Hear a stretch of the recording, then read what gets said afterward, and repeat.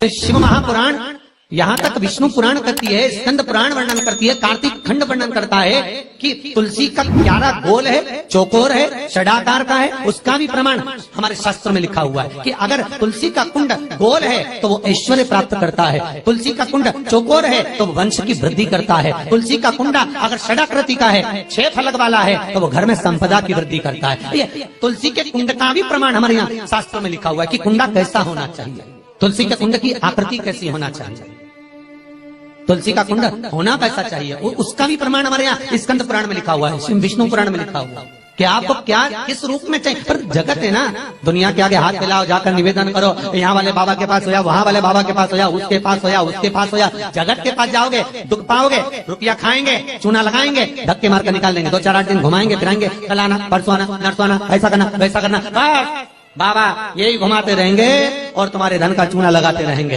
पर निवेदन है इनसे बचकर शिव की शरण में जाकर भगवान शास्त्र में जो लिखा है उसके अनुसार हम क्यों ना कर्म करें जिसका फल हम पा जाए, हम क्यों ना ऐसा कर्म करें जिसके फल को हम पा सकें, हम क्यों भ्रमित हुए। हमारे यहाँ तुलसी के कुंड का भी विधान है, गोल कुंडा है ऐश्वर्य देगा, चौकोर कुंडा है।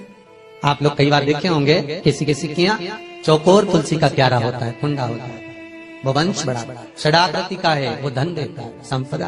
दोष हमारा है, हम तुलसी के कुंडे के नीचे शंकर जी को रख देते हैं, क्यों कि यहीं तुलसी जी को पानी चढ़ाएंगे, यहीं शंकर जी को चढ़ा देंगे। दोष तुलसी के कुंड के नीचे हम सर्पदेव को रख देते हैं, नाग देवता रख देते हैं, पानी चढ़ाएंगे, पात्री रख देते हैं, नहीं, इसका दोष हम सबको स्वयं अगर गलती करते हैं तो स्वयं को। कैसा कुंड हो, 7 तरह के कुंडों का व्याख्यान तुलसी के रूप में कहा गया है। पहला गोल, दूसरा चौकोर, तीसरा षडाकृति, चौथा त्रिवेणी, 3 कोने वाला कुंडा। शास्त्र कहता है जिसके मार्ग घर में टुकड़े हो रहे हो, घर विभाजन की ओर हो रहा हो, तो 3 कोण का कुंडा घर में रखकर पूजा करने पर परिवार एक हो जाता है। 5वां, गार्डन में बिना कुंडे का, बिना कुंड का जो तुलसी का पौधा रोपित होता है, बिना कुंड के एक बगीचा जैसा बो दिया जाता है, तुलसी तुलसी उत्पन्न हो जाती है। महाराज वहां पर संपदा तो रहती है पर चिंता बहुत रहती है, टेंशन बहुत रहती। क्यों? घर के दरवाजे के बाहर इतनी सारी बगीचे में तुलसा कर दी, कोई निकल कर जा रहा था उसने थूक दिया, कोई निकल कर जा रहा था उसने पानी डाल दिया, कोई श्वान ने, कुत्ते ने, किसी ने, बिल्ली ने गंदगी कर दी, उसका दोष आपको लगेगा। इसलिए कुंड के अंदर तुलसा का वो धन तो देगा, जो तुमने बगीचे में तुलसा लगाई है, गार्डन तुलसा का करा, वो धन तो देगा, संपदा भी देगा, पर चिंता को बढ़ा देगा। 5 मारा। 6, तुलसी के कुंड को 3 धार पर लटका कर रखना। कई जगह पर आपने देखा होगा तुलसी का जो कुंडा होता है उसको 3 जो तार होते हैं, 3 जो चेन होती है उस पे लटकाया जाता है। महाराज विष्णु पुराण उसका भी व्याख्यान करते हैं। महाराज वहां व्यक्ति के कार्य उन्नति की सीढ़ी की ओर बढ़ जाते हैं। जैसे भोजन की थाली लग गई, भोजन तैयार हो गया, बस खाने बैठे हो और थाली खसक गई, समझ लेना कि तुलसी को अधर पर लटका कर रखा।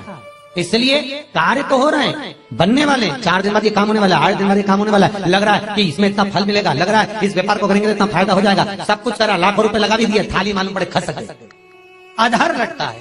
7 क्रम है तुलसी के, ये 6ठा क्रम बताओ। तुलसी का 7वां क्रम, तुलसी का 7वां क्रम है। महाराज तुलसी का कुंडा जैसा घर के आंगन में है, तुलसी का कुंड जैसे घर के आंगन में विराज रहा है, ऐसा ही छोटा सा कुंड भगवान के लिए रोपित करें। प्रतिदिन भगवान की सेवा करते समय तुलसी का कुंड सम्मुख रखकर उसकी आराधना करना, फिर उस कुंड को वापिस बाहर ले जाकर रखना, फिर दूसरे दिन पूजन के समय पर कुंड को लाकर रखना। हम तो यहाँ तक कहते हैं विष्णु पुराण गर्ग संहिता कल्याण का तुलसी अंग यहाँ तक वर्णन करता है कि आप पूरे साल ये नहीं कर सकते तो कम से कम कार्तिक के महीने में भगवान के सामने तुलसी का छोटा कुंड, चौकोर वाला, गोल नहीं, चौकोर कुंड लाकर भगवान के सामने रखकर छोटा सा कुंड का पूजन कर भगवान के साथ उस कुंड को वापस बाहर विराजमान करें, फिर कल लेकर आए, फिर विराजमान करें। आप पूरे साल नहीं कर सकते तो 1 महीना, उसका फल 1000 गुना प्राप्त होता है।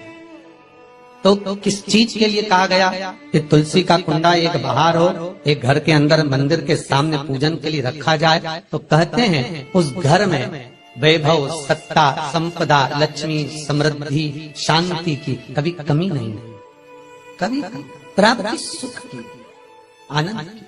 7 तरह के कुंड, 7 तरह के तुलसी के रोग का वर्णन हमारे यहाँ विष्णु पुराण में किया गया। आप किस भाव से कर रहे हैं ये आप महाराज। स्त्रियों के, नारियों के जितने भी रोग होते हैं, बीमारियां होती हैं, रजोधर्म से जुड़ी हुई जो भी तकलीफें होती हैं, उसका भी व्याख्यान देवी भागवत में स्पष्ट कहा गया। गुलर का फूल अर्थात जो देवी जी को, माता जी को जो घंटी वाला फूल चढ़ता है लाल कलर का, गुलर का फूल माता के चरणों को छुआकर, तुलसी के पौधे का स्पर्श कराकर जो नारी को रजोधर्म से जुड़ी हुई परेशानियां होती हैं, उसके अंतर्गत वो फूल तुलसी का पौधा दिखाते हुए खिला दिया जाता है। तो 3 दिन में उसको 2 दिन में आराम लग जाता है, 2 या 3 दिन महाराज। तो शास्त्र कह रहा है आराधना में आप हाथ की माला, कर की माला ना भी रखें तो घट की माला, तुलसी की माला, रुद्राक्ष की माला आपके कंठ में होगी। तो 21,600 श्वास जो मनुष्य के शरीर से प्रतिदिन निकल रही है, 21,600 श्वास जो मानव के शरीर से प्रतिदिन निकल रही है, उस श्वास के बल पर आपकी घट की जिह्वा से वो मंत्र जाप हो जाएगा, उसका पुण्य आपके खाते में। तुम्हारे गले में जो तुलसी की माला हो, तुम्हारे गले में जो रुद्राक्ष की माला हो, उसमें मन के 108 होना चाहिए या 108 से भी ज्यादा होना चाहिए। कम मनके की माला मत पहना गले में, बारीक बारीक मनके की कर लो, छोटे से छोटे मनके की कर लो, 100 से भी ज्यादा हो, 108 से भी ज्यादा हो। क्यों? क्योंकि गले में अगर तुलसी की माला होगी, गले में रुद्राक्ष की माला होगी, भले तुम्हारे मुख से नाम ना निकले, भले तुम्हारे हाथ में करमाला ना आए, भले तुम भगवान का नाम जपो ना जपो, भले तुम भगवान को भोग लगाओ ना लगाओ, भले तुम तीर्थ जाओ ना जाओ, पर गले में अगर तुलसी की माला या रुद्राक्ष की माला तुम्हारे गले में है तो चिंता मत करना, तुम्हारी श्वास जितनी निकलेगी, 21,600 श्वास जो मनुष्य के शरीर से प्रतिदिन निकल रही है, वो 21,600 श्वास के मनके का फल तुम्हें रोज का प्राप्त हो जाएगा। बस ध्यान रखना, गले में मनका होना जरूरी है, गले में माला होना जरूरी है। भले रुद्राक्ष का एक मनका हो, भले तुलसी का एक मनका हो, पर गले में हो तो उसका फल मिलेगा, घटेगा नहीं। पद्म पुराण गर्ग संहिता में भी आप ढूंढेंगे तो मिल जाएगा। गीता प्रेस गोरखपुर की तुलसी अंक निकालेंगे तो उसमें मिल जाएगा। 2 वृक्ष ऐसे हैं जिनके नजदीक में जो दिया जाता है